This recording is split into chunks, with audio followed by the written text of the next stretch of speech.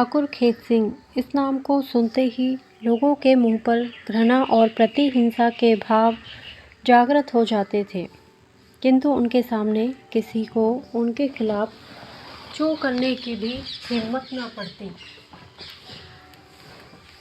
प्रत्यक्ष या अप्रत्यक्ष किसी भी रूप से कोई ठाकुर खेत सिंह के विरुद्ध एक तिनका न हिला सकता था। खुले तौर पर उनके विरुद्ध कुछ भी कह देना कोई मामूली बात न थी। दो चार शब्द कहकर कोई ठाकुर साहब का तो कुछ ना बिगाड़ सकता, परंतु अपनी आफत अवश्य बुला लेता। इस प्रकार एक बार ठाकुर साहब के किसी कृत्य पर अफसोस जाहिर करते हुए मैकू अहीर ने कहा कि है तो इतने बड़े आदमी, पर काम ऐसे करते हैं कि कमीन भी करते ल जाएगा।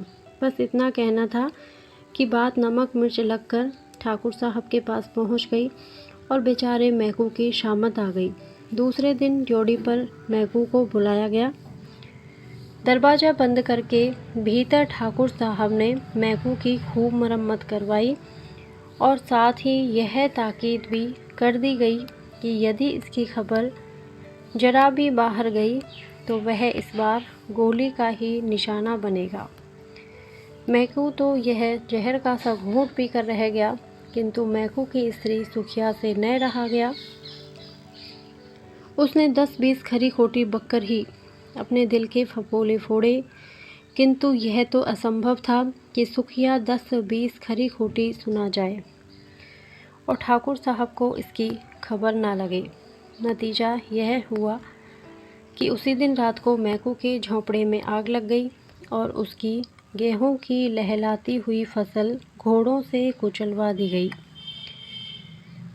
दूसरे दिन बेचारे मैकू को बोरियां बांधकर वह गांव ही छोड़ देना पड़ा। ठाकुर खेत सिंह बड़े भारी इलाकेदार थे। 16,000 सालाना सरकारी लगान देते थे। दरवाजे पर हाथी जूमा करते। घोड़े गाड़ी मोटर और भी न जाने क्या क्या उनके पास था। 2 संतरी किरच बांधे 24 घंटे फाटक पर बने रहते। जब बाहर निकलते सदा 10-20 लठैत जवान साथ होते। उस इलाके में न जाने कितने बैठे बैठे मुफ्त खा रहे थे और न जाने कितने मटिया मेट हो रहे थे, पर इस पर टीका टिप्पणी करके कौन आफत मोल ले। ठाकुर साहब का आतंक इलाके भर में छाया हुआ था। उनकी नादिर शाही को कौन नहीं जानता था। किसी की सुंदर बहू बेटी ठाकुर साहब के नज़र तले पड़ जाए और उनकी तबीयत आ जाए तो फिर चाहे आकाश पाताल एक ही क्यों ना करना पड़े, किसी न किसी तरह वह ठाकुर साहब के जनान खाने में पहुंच ही जाती थी। स्टेशन पर भी उनके गुर्गे लगे रहते, जो सदा इस बात की टोह में रहते कि कोई सुंदरी स्त्री यहाँ पर आ जाए तो वह किसी प्रकार बहकाकर धोखा देकर ठाकुर साहब के जनान खाने में दाखिल कर दी जाए। इसके लिए उन्हें इनाम दिया जाता। उड़ाया हुआ माल जिस कीमत का होता, इनाम भी उसी के अनुसार दिया जाता। ठाकुर साहब के सब रिश्तेदार उनकी इन हरकतों से उनसे नाराज़ रहते थे। प्राय उनके घर का आना जाना सा छोड़ दिया था, किंतु ठाकुर साहब अपनी वासना और धन के मद से इतने दीवाने हो रहे थे कि उनके घर कोई आवे चाहे ना आवे, उन्हें जरा भी परवाह न थी। हेत सिंह ठाकुर साहब का चचेरा भाई था। छुटपन से ही वह ठाकुर साहब का आश्रित था। ठाकुर साहब हेत सिंह पर स्नेह भी सगे भाई की तरह रखते थे। वह बीए फाइनल का विद्यार्थी था। बड़ा ही नेक और सच्चरित युवक था। ठाकुर साहब के इन कृत्यों से हेत सिंह को हार्दिक घृणा थी। प्रजा पर ठाकुर साहब का अत्याचार उससे सहा न जाता था। एक दिन इसी प्रकार किसी बात से नाराज़ होकर उसने घर छोड़ दिया। कहाँ गया कुछ पता नहीं। ठाकुर साहब ने कुछ दिन तक तो उसकी खोज करवाई, फिर उन्हें इन व्यर्थ बातों के लिए फुर्सत ही कहाँ थी। वे तो अपना जीवन सफल कर रहे थे। 1 वर्ष बाद एक दिन फिर वह गांव में आया और उसी दिन ठाकुर साहब के यहाँ एक कुम्हार की नवविवाहिता सुंदर बहू उड़ाकर लाई गई थी। कुम्हार के घर हाय हाय मची हुई थी। उसी समय हेत सिंह उधर से निकले। उन्हें देखते ही कुम्हार ने उनसे अपना दुखड़ा रोया।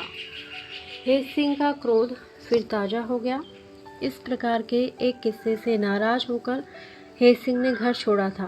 कहाँ तो वह भाई से मिलकर पिछली नाराजगी को दूर करने आए थे, कहाँ फिर वही किस्सा सामने आ गया।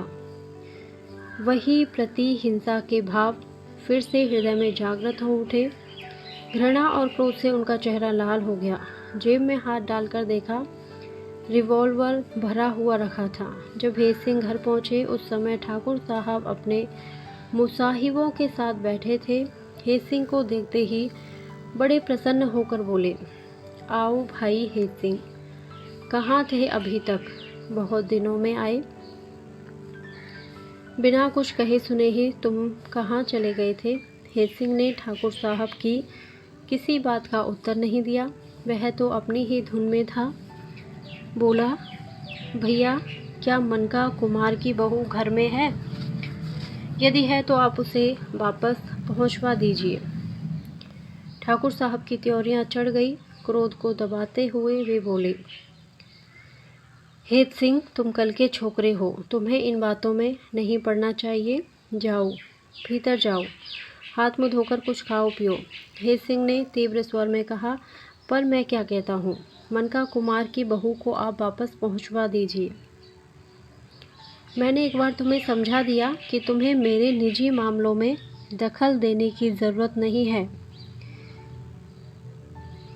फिर भी मैं पूछता हूँ कि आप उसे वापस पहुँचाएंगे या नहीं?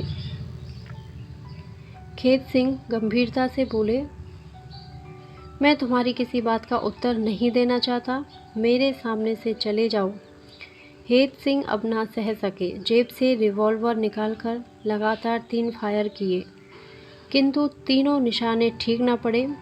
ठाकुर साहब जरा ही इधर उधर हो जाने से सांप बच गए। हेत सिंह उसी समय पकड़ा गया।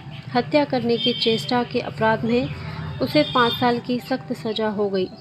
इसके कुछ ही दिन बाद मैनपुरी षड्यंत्र केस पर से उसके ऊपर दूसरा मामला भी चलाया गया, जिसमें 7 साल की सज़ा और हो गई। ठाकुर साहब का बाल भी बांका न हो सका।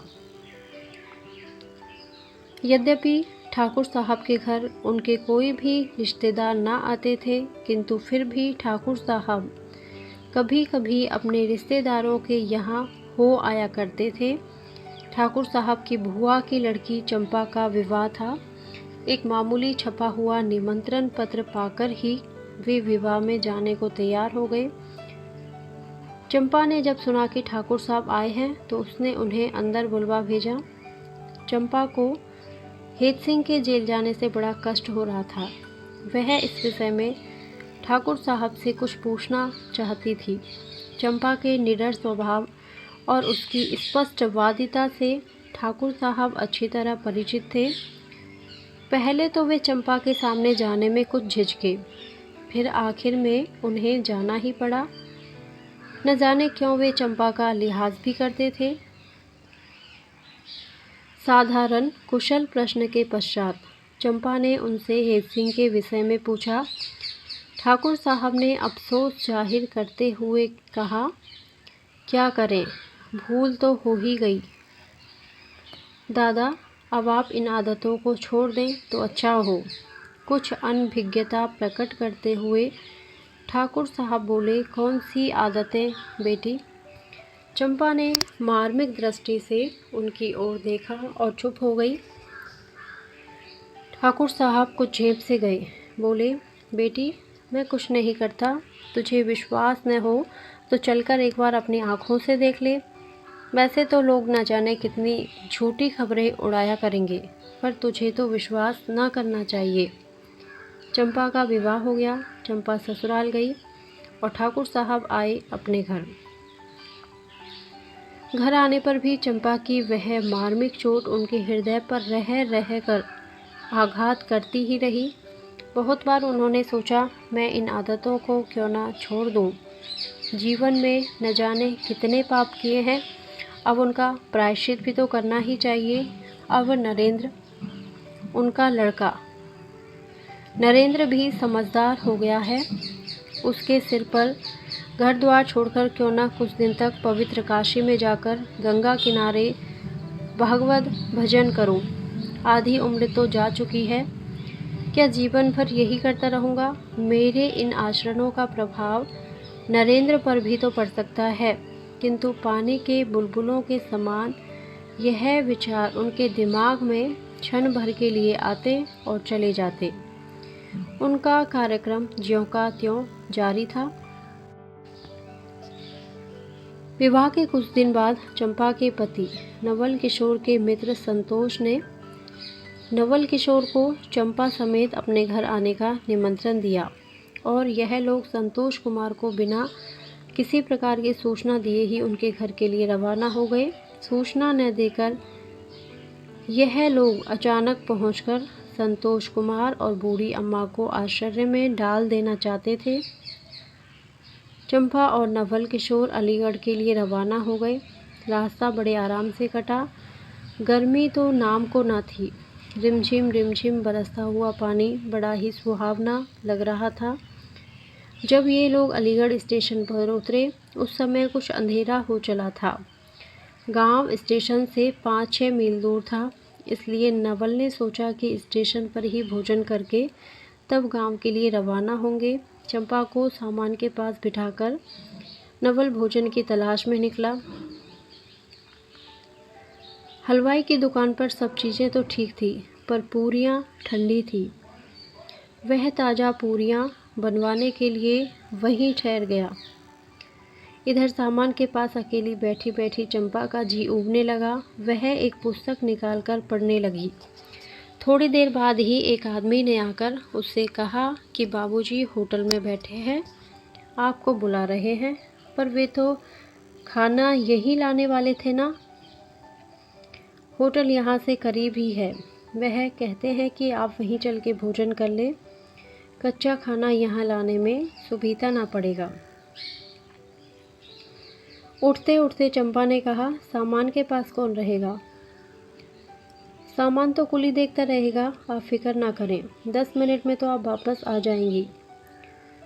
क्षण भर तक चंपा ने न जाने क्या सोचा, फिर उस आदमी के साथ चल दी। स्टेशन के बाहर पहुंचते ही उस आदमी ने पास के एक मकान की तरफ इशारा करते हुए कहा, वह सामने होटल है, बाबूजी वहीं बैठे हैं। चंपा ने जल्दी जल्दी पैर बढ़ाए। पास ही एक मोटर खड़ी थी। उस आदमी ने पीछे से चंपा को उठाकर मोटर पर डाल दिया। मोटर 9-2-11 हो गई। चंपा का चीखना चिल्लाना कुछ भी काम न आया। आध घंटे के बाद जब नवल खाना लेकर लौटा तो चंपा का कहीं पता न था।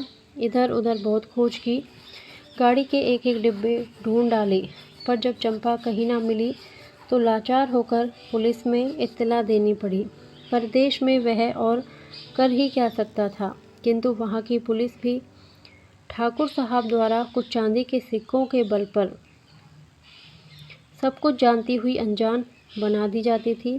फिर भला एक परदेशी की क्या सुनवाई होती। जब नवल किसी भी प्रकार चंपा का पता न लगा सका तो फिर वह संतोष कुमार के गांव भी ना जा सका। वहीं धर्मशाले में ठहरकर चंपा की खोज करने लगा। मोटर पर चंपा बेहोश हो गई थी। होश आने पर उसने अपने आप को एक बड़े भारी मकान में कैद पाया। मकान की सजावट देखकर किसी बहुत बड़े आदमी का घर मालूम होता। कमरे में चारों तरफ 4 बड़े बड़े शीशे लगे थे। दरवाजों और खिड़कियों पर सुंदर रेशमी पर्दे लटक रहे थे। दीवालों पर बहुत सी अश्लील और साथ ही सुंदर तस्वीरें लगी हुई थी।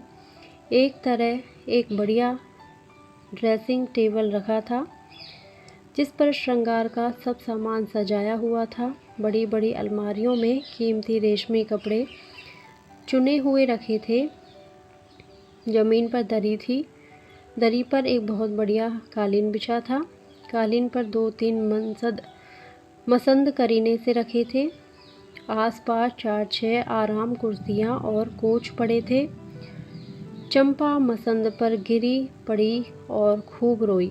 थोड़ी देर बाद दरवाज़ा खुला। एक बुढ़िया खाने के लिए सामग्री अंदर लाई।